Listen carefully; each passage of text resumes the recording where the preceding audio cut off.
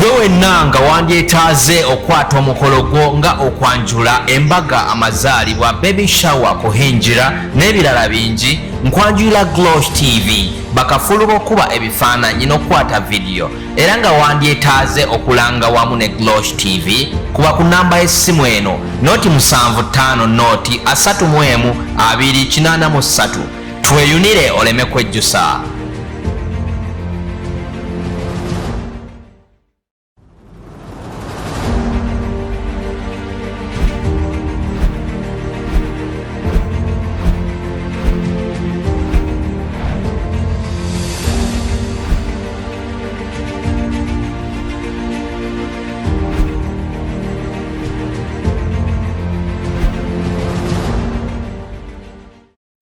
Telev oli ku Glosh TV nga bulijjo ekyogenda okola muganda wange genda wansawo subscribing olikinga tera osharinga tusobola okubanga tutambula fena na tera osobola okunyigako ka notification bell nosobola okubanga videos zaffe ezenjawulo osobola okufuna obubaka obulokulaga nti Glosh TV eina ka video akapya kekutereddeyo sonja kusaba muganda wange tegwerabira ku subscribing ku likinga tera osharinga tusobola okubanga tutambula fena na tera abatuteekamu ensimbi fenga aba Glosh TV muite jaja wafula okuva ebusia ngono asangibwa bujiji ku Katosi Road eranga wobo cruseyo ovirambo vizi ntenjeru we kastotu ntenjeru of course jaja wafula oba omotuseko jaja wafula akola ki gwe nango otawanyizibwa ensonga z'amaka endwadde zitategerekeka byafuna n'ensonga endalalala gwe kyolina okukola nonyako bunonya jaja wafula ajja kubanga ensonga zo azikolako bulungi osobola okubanga obeera mu mbeera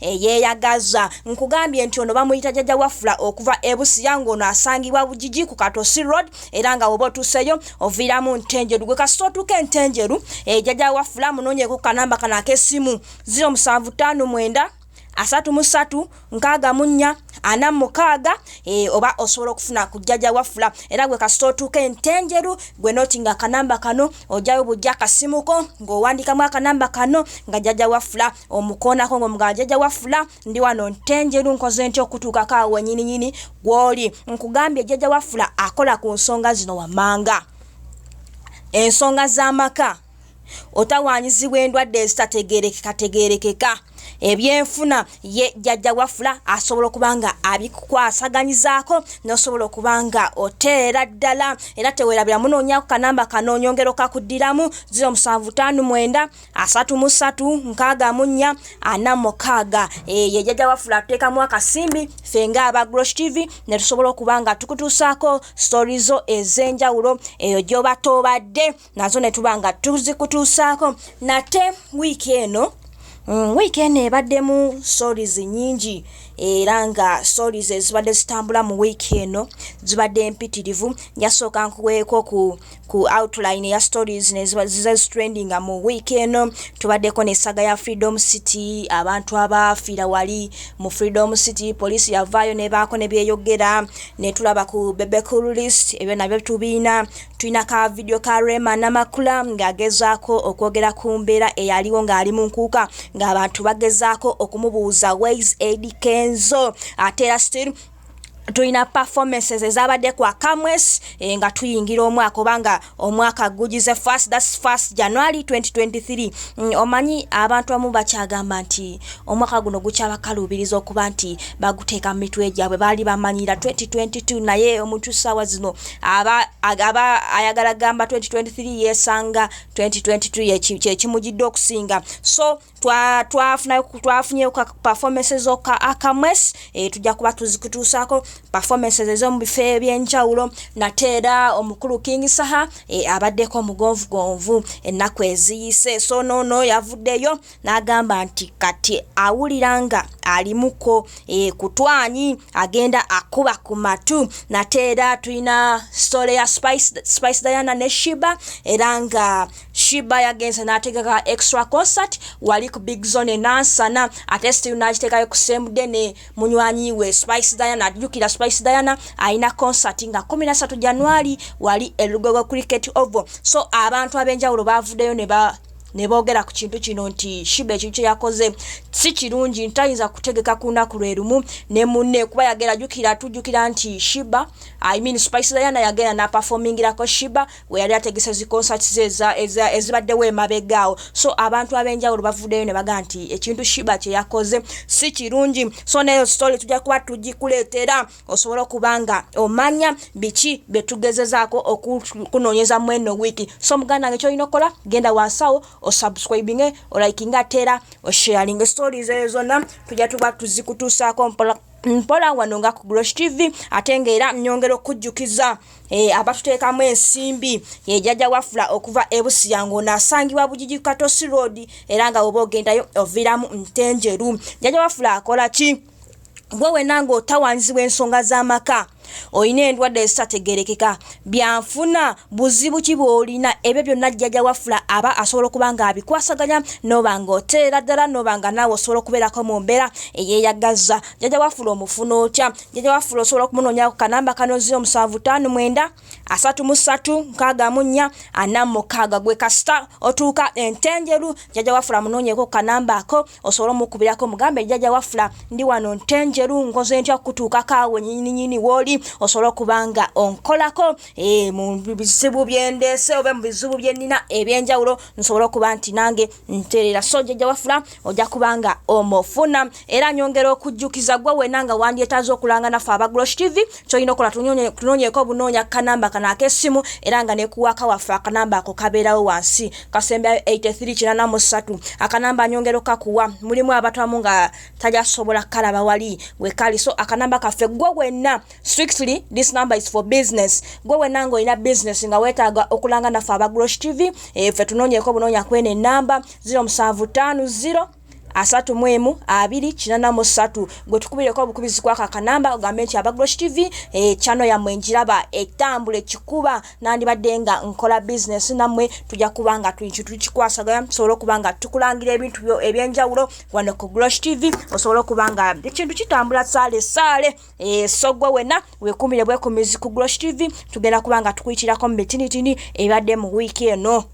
Tera ngezaako okuyitiramu mpola ku updates zenakuwadde waggulu awo. Nateera twagenze ne tulaba ku list ya Bebe Cool big size era ng'ono yagenze maaso n'afulumya listi eyiye. Jjukira buli mwaka Bebe Cool avaayo ne list ey'abayimbi basuubira baba bakoze ki ababa bakikubye era ng'ono yagenze maaso n'amenyamenya abayimbi bano wammanga. Yataddeko Grenade Official no yabadde ku namba emu, Mudra, Azawi, White Benda. Ngenda gezaako okulaba nti mbakuyitiramu mpola osobola okubanga obitegeera era nga n'akafaananyi kaffe kayitamu mpola awo.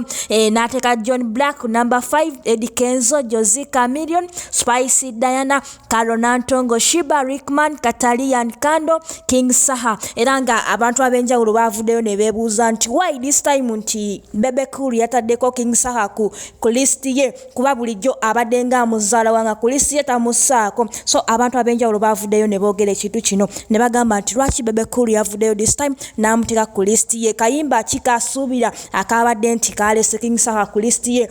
Tugambe nti kayimba kayo kali ke yamuweereza, osuubira kayimba ki ye Bebe Cool ke yalabye nti kajja mu listi eno kayimba ki? So gwe wenna ojja kusobola okuba nti obyeyitiramu mpola awo osobola okubanga naagwe obira n'oyitamu mpola ki sobola okubanga tutambula ffenna.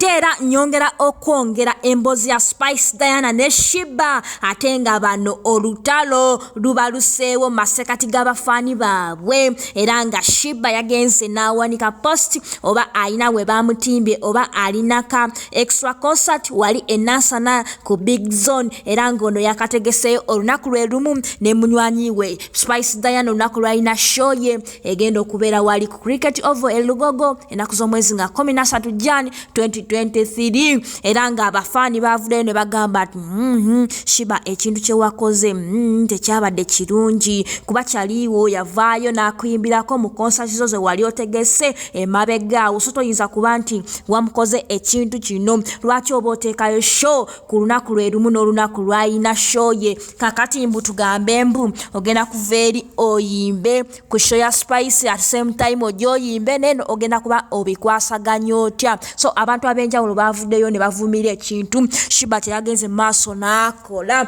ng'abantu bagamba nti omukyalo ono yandibadde tategeka lunaku lwe lumu ne munne kuba naye munne yavaayo n'amusupportinga we yali ategese zi concerts ze ezibaddewo emabegaawo. So abantu abenjawulo bagambye era ne Spice Diana yavuddewoko emabegaawo n'agamba nti ekintu nga munywanyi we Shiba teyakozeyo nga ye naye tekyamusanyusiza. Naye tuze tulaba abayimbi abenjawulo oba bategesi nga bategeka concerts ez'enjawulo ku same date. Emabega twalabako B2C balinayo concert same time ne Juliana ng'ayina ne tulabako Chris Evans nga ne Lutala ayina wali. So bize bibeerawo naye nga nabasinga bavuddeyo ne bagamba nti ekintu tekiba kirungi naddala nga muno akedde ku makya n'awanika deeti okusooka. Lwaki oba naawe owanika deeti yemu at least ogumiikirizaamuko oli n'asooka n'akikuba deni naawe n'okola ki n'ojja. Naye nze nandigambye nti oba ekintu kino kati nga concerts ze tuze tulaba emabegaawo nti abamu baba tebamanyi nti munnange olunaku lwentegese waliwo yalutaddeeko naye ng'alulinako show. Naye nga ekintu kino ekya Spice ne Shiba abantu abenjawulo bavudde ne bagamba nti olwedde Shiba Spice yali yalanga show ye nti egenda kubeerawo ennaku z'omwezi nga 13 which means nti Spice Diana ye yasooka okulanga show ye n'asooka Shiba. So abantu abenjawulo bavuddeyo ne bavuumira ekintu Shiba teyagenze maaso n'akola era ne bagamba nti